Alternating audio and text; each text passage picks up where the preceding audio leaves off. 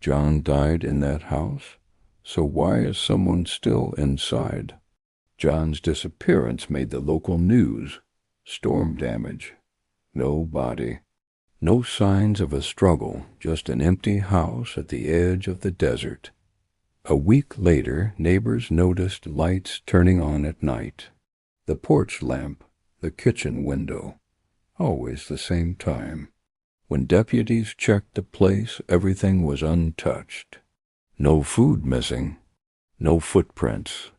But one officer swore he heard someone breathing in the hallway. Slow.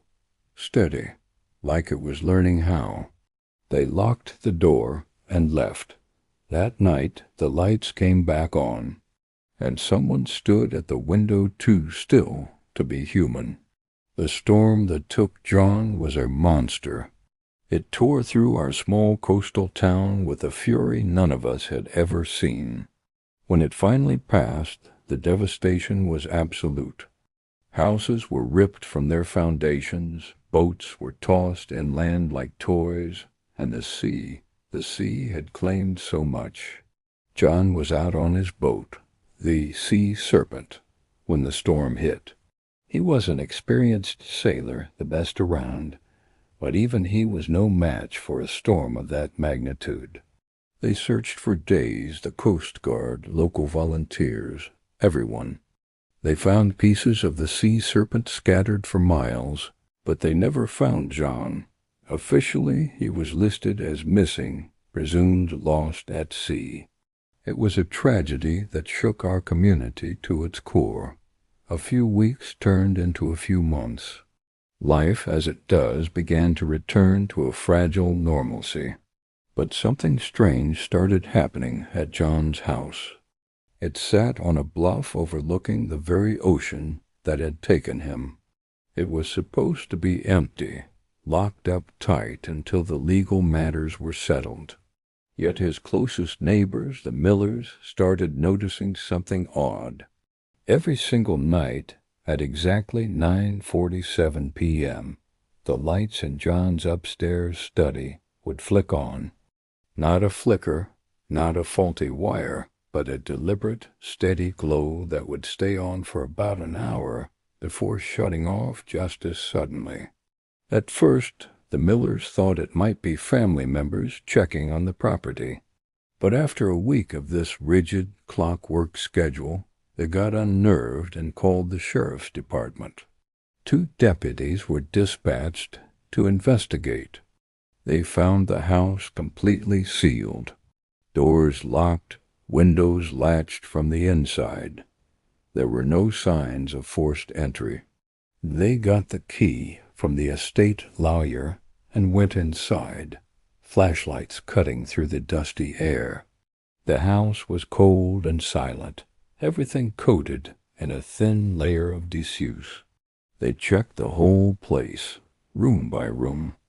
Nothing was out of place, no signs of squatters, no damage. It was as if the house had been frozen in time since the day John disappeared.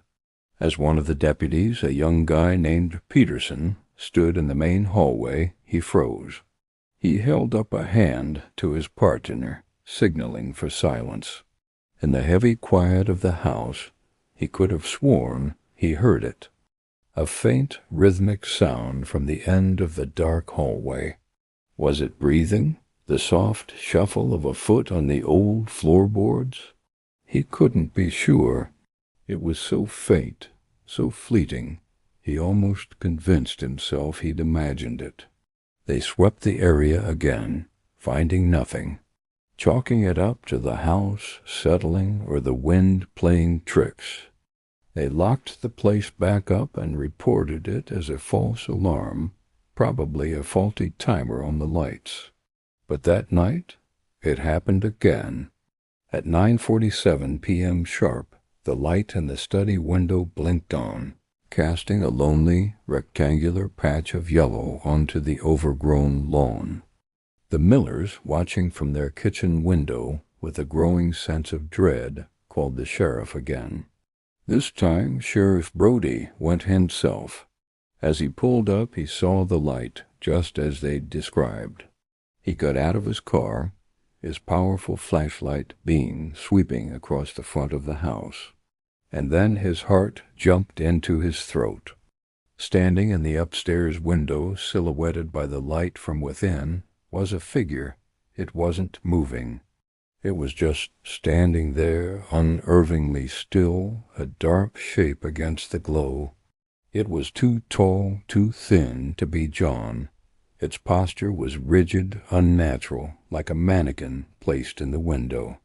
Brody watched it for a full minute, his hand resting on his sidearm. The figure didn't move a muscle. It just stood there, a silent sentinel in the abandoned house, its gaze seemingly fixed on the dark, churning waves of the ocean below. The ocean that had taken John and left this thing in his place. What was it? And what did it want? The mystery of John's house had just begun.